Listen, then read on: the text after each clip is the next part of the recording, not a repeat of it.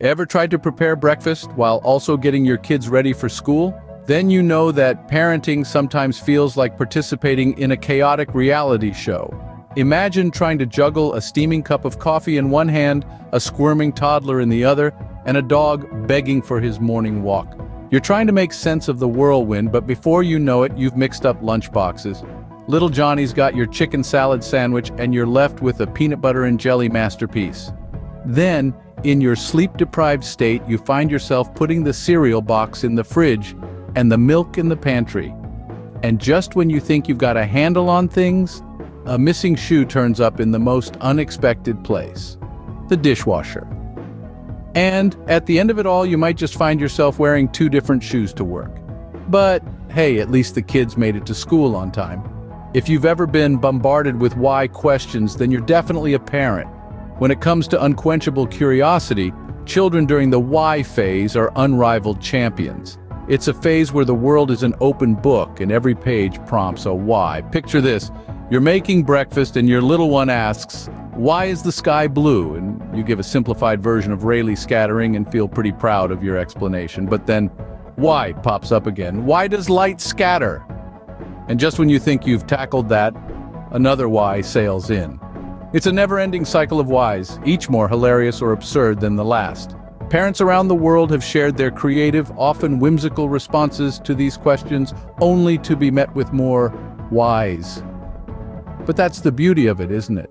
The relentless pursuit of knowledge, the insatiable curiosity. Remember, there's no such thing as too many whys, unless you're a parent on a long car ride. Kids have a knack for disappearing when it's time for chores. Suddenly, they become masters of camouflage. It's as if they've attended a secret ninja training camp, learning the art of vanishing into thin air when there's a hint of work. Take, for instance, the story of little Timmy. When it was time to clean his room, no one could find him. After a frantic search, he was found comfortably ensconced in the laundry hamper, hidden under a pile of clothes, happily munching on a cookie. Then there's the tale of Sarah, who, when asked to do her homework, would mysteriously vanish. Her favorite hiding spot? Behind the living room drapes, engrossed in her comic book. And let's not forget about Jake, who would morph into a contortionist, squeezing himself behind the bookshelf to avoid setting the dinner table. Who knew your kid could fit behind the bookshelf, right? Well, now you know. Children are born negotiators, especially when it comes to bedtime. The twilight hour in a household with children is often filled with a flurry of negotiations. Picture this: a little one, eyes wide and pleading, promising to be an angel the next day if only they could stay up just a little bit longer. Or perhaps an imaginative kiddo bargaining for one more bedtime story with the wit of a seasoned salesman. We've heard tales of children offering everything from cleaning their rooms to eating their broccoli, all in the name of delaying the inevitable bedtime. And who can resist the charm of a child promising to sleep in the next morning if they can just watch one more episode of their favorite show? These little negotiators sure know how to pull at our heartstrings, don't they? So, the next time you're in a tough negotiation, just remember, you've already dealt with a 5-year-old at bedtime. Kids say the funniest things, and sometimes they can leave us adults completely lost in translation. From the moment they start talking, their unique interpretations of the world around them can lead to some hilariously confusing conversations. Take, for instance, a 4-year-old who, instead of asking for a little more, consistently says, "I want a ladder more." Or consider the little girl who loves flutterbys, a charming mix-up of butterflies. Then there are those unforgettable phrases that become family legends, like the time when a child, after seeing a rainbow, exclaimed, "Look, a bow in the rain." Or when another, upon seeing his first sunrise, called it morning moon. And who could forget the toddler who asks for pasta with unicorns when what they really want is macaroni and cheese? So the next time your child asks for pasta with unicorns, they probably mean macaroni and cheese. Ever received a unique piece of art from your child that left you scratching your head? Welcome to the unpredictable world of child art critics, where every doodle is a masterpiece and every blob of paint a work of genius. Let's dive into the stories of children presenting their art to bemused parents. Picture this: a toddler, brush in hand, completely covered in paint. They proudly present their artwork, a canvas of seemingly random strokes, splashes, and smudges. The parent, trying to make sense of it, asks, "Is it a tree?" The child, with a look of pure indignation, replies, "No, it's a dinosaur eating spaghetti in the rain." Then there's the classic abstract piece, where a few squiggly lines and a couple of dots somehow represent the entire family, including the pet goldfish. The interpretations and reactions are as varied and unique as the artworks themselves. And remember, no matter what it looks like, it's always a masterpiece.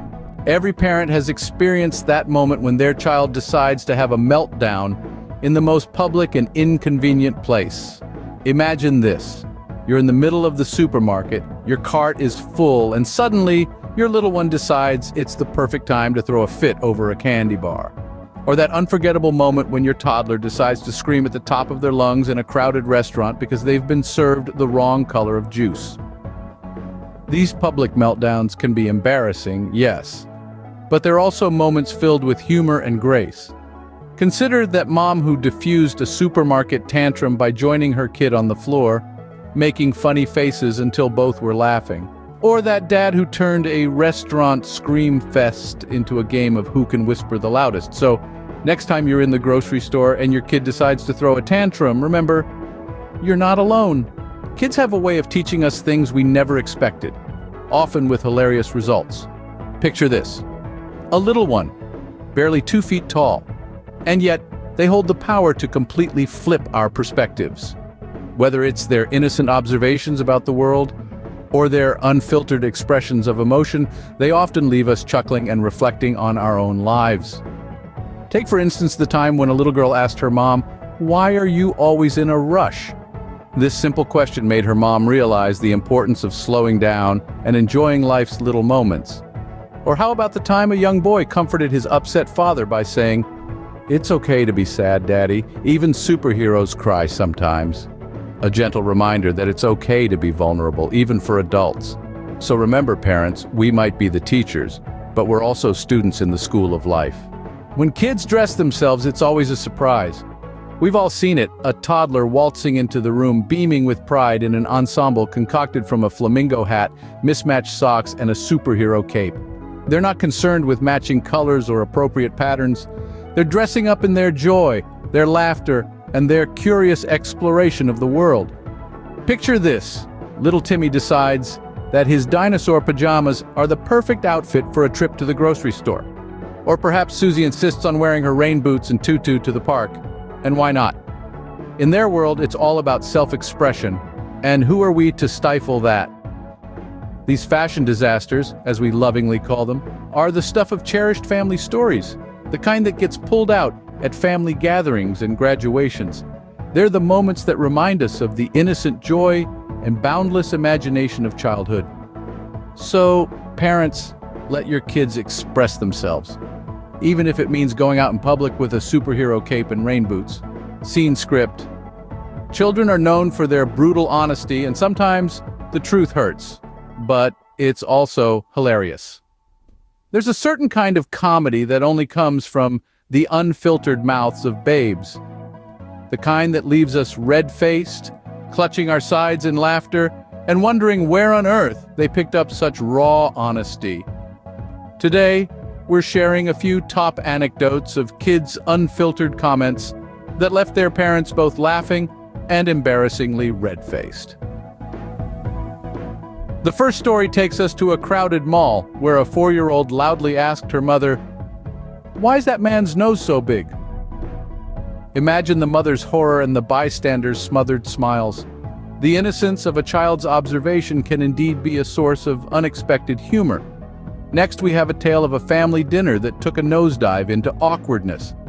A 6-year-old boy, upon tasting his father's painstakingly prepared dish, declared, "Daddy, this tastes like socks."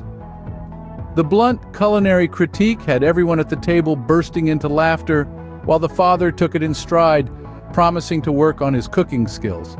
And who can forget the story of the little girl who asked in the middle of a quiet church service, "Why does the preacher talk so much?" The congregation's stifled chuckles echoed through the room, and the parents couldn't help but laugh along, albeit a little sheepishly. Children have an uncanny knack for observing the world around them and expressing their thoughts with unfiltered sincerity. It's a beautiful reminder of the purity of their perspective, even if it leaves us adults a little red in the face at times. So as we wrap up today's tales of parenting humor, remember that these moments of brutal honesty, as embarrassing as they may be, are just part of the journey. Embrace the laughter, cherish the memories, and always remember to see the world through your child's innocent eyes. So the next time your child loudly asks why the lady in the store has a big belly, just laugh it off. Kids will be kids after all.